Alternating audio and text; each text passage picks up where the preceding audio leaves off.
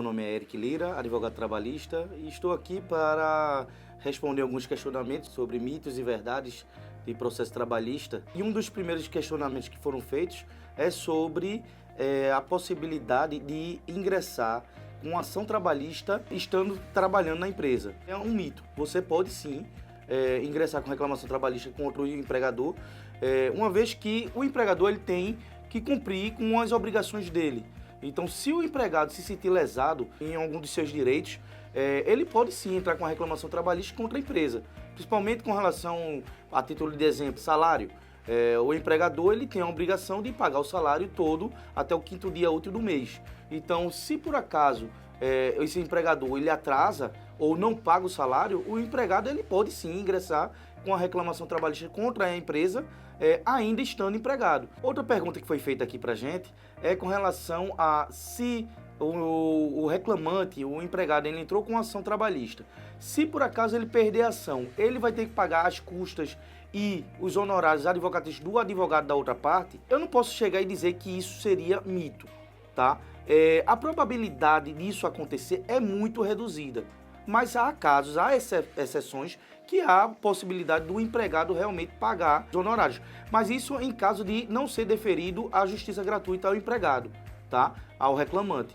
Mas a grande e esmagadora maioria dos casos de processo trabalhista, o juiz deferindo a justiça gratuita ao empregado, que para ser deferida a justiça gratuita basta apenas apresentar uma declaração no processo de hipossuficiência, que ele não pode arcar com as despesas do processo sem comprometer as despesas da família, tá? Então, nessa situação, o juiz já de pronto de deferir a justiça gratuita. Então, nesses casos, deferindo a justiça gratuita, o reclamante ele não vai arcar com pagamento de custas processuais, despesas do judiciário, bem como ele não vai precisar pagar com os honorários sucumbenciais da parte adversa, em caso de não existir êxito na sua reclamação trabalhista. Um terceiro questionamento que apareceu aqui pra gente é se minha mãe pode ser testemunha em caso de uma reclamação trabalhista, ou seja, o reclamante está entrando com ação e está querendo que a sua mãe seja sua testemunha no processo.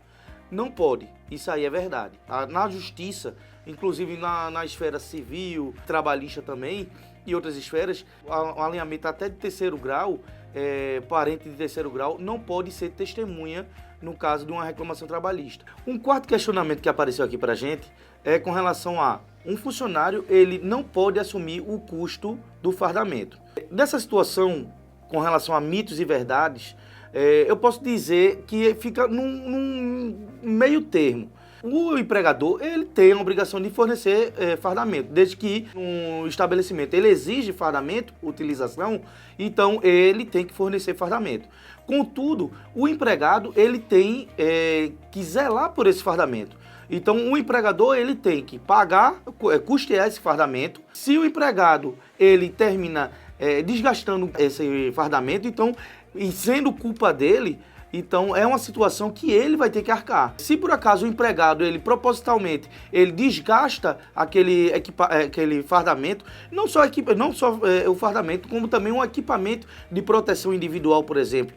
Então, se por acaso o equipamento de proteção individual ou o fardamento tem uma duração de 6 meses, 1 ano, mas o empregado em 1 semana já está com material ou fardamento desgastado ou danificado, nessa situação o empregado vai ter que sim que arcar, porque ele está utilizando esse fardamento ou utilizando o equipamento de forma danosa, de forma diferente do que é para ser utilizado. É possível resolver conflitos trabalhistas por meio de conciliação? Uma situação que eu gostaria de ressaltar é que houve uma reforma trabalhista em 2017 e essa reforma trabalhista ela trouxe uma situação de possibilidade de uma realização de conciliação, de se entrar com um acordo extrajudicial junto à Justiça do Trabalho, no qual já se estabelece os termos do acordo, valores, os termos de pagamento daquele acordo e encaminhado para o juiz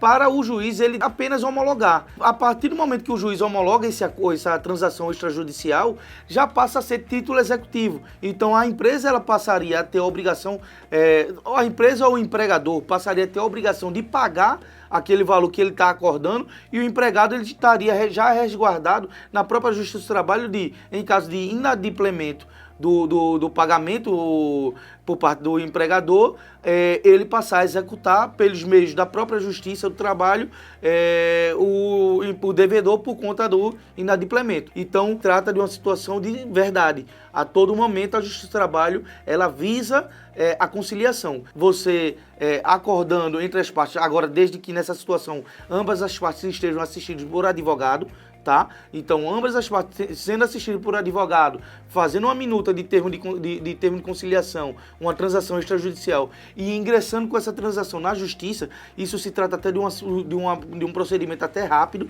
e simples. O juiz que receber essa transação extrajudicial, ele apenas vai verificar se está tudo certo, se as partes estão realmente sendo assistidas por advogados, e estando tudo certo, o juiz ele vai homologando, passa a valer aquele acordo oficialmente, passa a, juridicamente falando, ambas as partes estão com a situação de prevalecência, está prevalecendo aqueles termos perante a justiça. Então, em caso de inadimplemento, de descumprimento de alguma das partes quanto aos termos do acordo ali inseridos, a outra parte que se sentiu prejudicada pode, na própria justiça, executar o devedor por conta do inadimplemento, do descumprimento do acordo.